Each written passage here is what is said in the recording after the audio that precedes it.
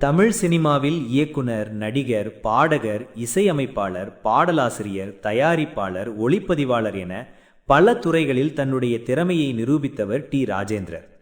ஒரு துறையில் மட்டும் கவனம் செலுத்தாமல் சினிமாவின் பல்வேறு பணிகளையும் ஒரே நேரத்தில் கையில் எடுத்து வெற்றி கண்டவர் என்பதால் தமிழ் சினிமாவில் அவருக்கென்று தனி இடம் இருக்கிறது. ஆனால் இத்தனை திறமைகளையும் ஒரே நாளில் அவர் பெற்றுவிடவில்லை. குறிப்பாக சினிமாவில் அவர் காலடி எடுத்து வைத்த ஆரம்ப காலம் என்பது பல சவால்களும் அவமானங்களும் கேலிகளும் நிறைந்ததாகவே இருந்திருக்கிறது. அந்த ஆரம்ப காலத்தில்தான் தன்னை பார்த்து சிரித்தவர்களுக்கு தன்னுடைய திறமையால் பதிலடி கொடுத்ததாக டி. ராஜேந்திரர் ஒரு நிகழ்ச்சியில் மிகவும் சுவாரஸ்யமாக பகிர்ந்துள்ளார். டி. ராஜேந்திரனின் சினிமா பயணத்தை பற்றி பேசும்போது 1980ஆம் ஆண்டு வெளியான ஒரு தலை ராகம் திரைப்படத்தை குறிப்பிடாமல் இருக்க முடியாது. இந்த படத்தின் மூலம் தமிழ் சினிமாவில் அவர் அறிமுகமானார். அந்த படத்திற்கு கதை, திரைக்கதை, வசனம் ஆகியவற்றை எழுதியதுடன் கல்லூரி மாணவர் கதாபாத்திரத்தில் கேமியோவாகவும் நடித்திருந்தார். ஒரு தலை ராகம் திரைப்படத்தின் இயக்குனர் குறித்த தகவல்களில் இன்றளவும் பல்வேறு கருத்துக்கள் நிலவி வருகின்றன. அதிகாரப்பூர்வமாக EM இப்ராஹிம் இயக்குனராக குறிப்பிடப்பட்டாலும் இந்த படத்தின் உருவாக்கத்தில் டி. ராஜேந்திரனின் பங்களிப்பு மிக முக்கியமானதாக சொல்லப்படுகிறது. அதன் பிறகு வசந்த அழைப்புகள், நெஞ்சில் ஒரு ராகம், ராகம் தேடும் பல்லவி உள்ளிட்ட படங்களை இயக்கி அதிலும் சிறிய கதாபாத்திரங்களில் நடித்தார். ஆனால் காலம் செல்ல செல்ல தன்னுடைய படங்களில் ஹீரோவாகவும் நடிக்க தொடங்கினார். அது மட்டுமல்லாமல் கதை, திரைக்கதை, வசனம், பாடல்கள், இசை என ஒரு படத்தின் பல முக்கியமான பொறுப்புகளையும் தானே ஏற்றுக்கொண்டார். கிட்டத்தட்ட 19 படங்களை இயக்கியுள்ள டி. ராஜேந்திரர் ஒரு படத்தை தவிர மற்ற பெரும்பாலான படங்களுக்கு கதை, திரைக்கதை, வசனம் மற்றும் இசை ஆகிய பொறுப்புகளையும் மேற்கொண்டதாக கூறப்படுகிறது. இன்று இந்த விஷயங்களை கேட்கும்போது ஒரு மனிதர் இவ்வளவு வேலைகளை எப்படி செய்தார் என்று ஆச்சரியமாக இருக்கலாம். ஆனால் அந்த காலத்தில் இதையெல்லாம் செய்வதற்காக அவர் சந்தித்த விமர்சனங்களும் கேலிகளும் கொஞ்சம் நஞ்சமல்ல. அந்த வலியை வெளிப்படுத்தும் வகையில்தான் ஒரு நிகழ்ச்சியில் தனது முதல் படகாலத்தில் நடந்த ஒரு சுவாரஸ்யமான சம்பவத்தை டி. ராஜேந்திரர் பகிர்ந்துள்ளார். அவர் குறிப்பிட்ட பாடல் வாசமில்லா மலரிது. இந்த பாடல் பதிவு செய்யப்படும் நேரத்தில் டி. ராஜேந்திரர் மிகவும் இளம் வயதில் இருந்தார்.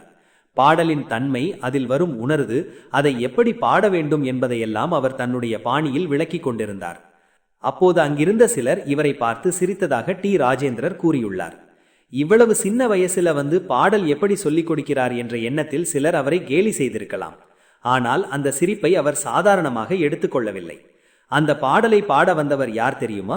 தமிழ் சினிமாவின் இசை உலகில் தனக்கென்று மிகப்பெரிய இடத்தை பிடித்த SP பாலசுப்ரமணியம். டி. ராஜேந்திரர் அவரை அன்புடன் பாலு அண்ணா என்று அழைத்து அந்த சம்பவத்தை நினைவு கூர்ந்துள்ளார். பாடலில் ஒரு குறிப்பிட்ட இடத்தில் சிரிப்பு வர வேண்டும் என்று TR கூறியிருக்கிறார். அப்போது SP பாலசுப்ரமணியம், பாடலில் எப்படி சிரிக்க முடியும், என்ன ஃபீல் பண்ண வேண்டும், எப்படி சிரிக்க வேண்டும் என்று கேட்டதாக டி. ராஜேந்திரர் தெரிவித்துள்ளார்.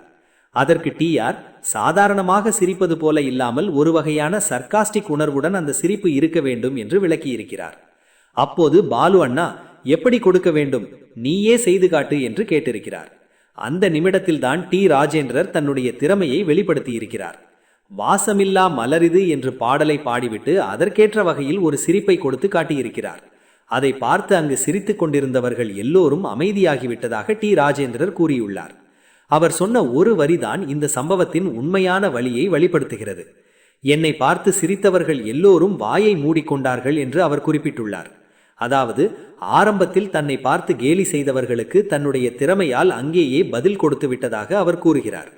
ஆனால் அந்த சம்பவம் வெறும் சிரிப்பை பற்றியது மட்டுமல்ல. டி. ராஜேந்திரர் தன்னுடைய இசைப்பாணி குறித்தும் அந்த நிகழ்ச்சியில் பேசியுள்ளார். ஒரு பாடலில் சொல்கட்டு போன்ற விஷயங்களை தன்னுடைய பாணியில் கொடுப்பேன், அதை பார்த்த சிலர் இந்த ஆள் வாயால் தாளம் போடுகிறான் என்று கேலி செய்வார்கள் என்றும் அவர் கூறியுள்ளார். ஒரு கலைஞன் தன்னுடைய கற்பனையை வெளிப்படுத்தும் போது அதை புரிந்து கொள்ளாதவர்கள் கேலி செய்வது புதிதல்ல. ஆனால் அந்த கேலிகளை கடந்து செல்வதற்கான மன தைரியம்தான் ஒரு கலைஞனை அடுத்த கட்டத்திற்கு அழைத்துச் செல்கிறது. டி. ராஜேந்திரனின் ஆரம்பகால பயணத்திலும் இதே விஷயம்தான் நடந்திருக்கிறது. அவரை பார்த்து சிரித்தவர்கள் இருந்தார்கள், அவருடைய திறமையை சந்தேகித்தவர்கள் இருந்தார்கள், அவருடைய பாணியை விமர்சித்தவர்கள் இருந்தார்கள். ஆனால் அவர் எந்த இடத்திலும் பின்வாங்கவில்லை. தன்னுடைய எண்ணத்தை தன்னுடைய பாணியில் செய்ய வேண்டும் என்பதில் உறுதியாக இருந்தார். அதன் விளைவாகத்தான் பின்னர் ஒரு படத்தின் பல துறைகளையும் ஒரே நேரத்தில் கையாளும் அளவுக்கு அவர் வளர்ந்தார். இயக்கம் மட்டுமல்லாமல் நடிப்பு, இசை, பாடல், வசனம், கதை என அனைத்திலும் தனக்கென்று ஒரு பாணியை உருவாக்கினார்.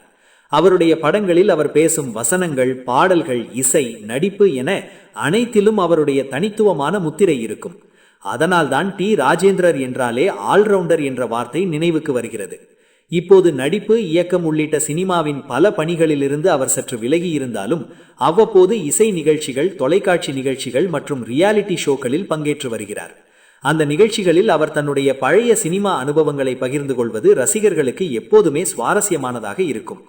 அந்த வகையில் வாசமில்லா மலரிது பாடல் பதிவு சம்பவமும் மிகவும் முக்கியமான ஒன்று. ஏனென்றால் அந்த சம்பவத்தில் ஒரு பாடலை எப்படி பாட வேண்டும் என்பதை காட்டியதை விட ஒரு கலைஞன் தன்னை சுற்றியுள்ள கேலிகளை எப்படி எதிர்கொண்டு முன்னேற வேண்டும் என்பதற்கான ஒரு பாடமே இருக்கிறது. அன்று தன்னை பார்த்து சிரித்தவர்கள் இருந்தார்கள். ஆனால் அதே இடத்தில் தன்னுடைய திறமையை நிரூபித்து அவர்களை அமைதியாக்கினார் என்று இன்று டி ராஜேந்திரர் நினைவு கூர்கிறார்.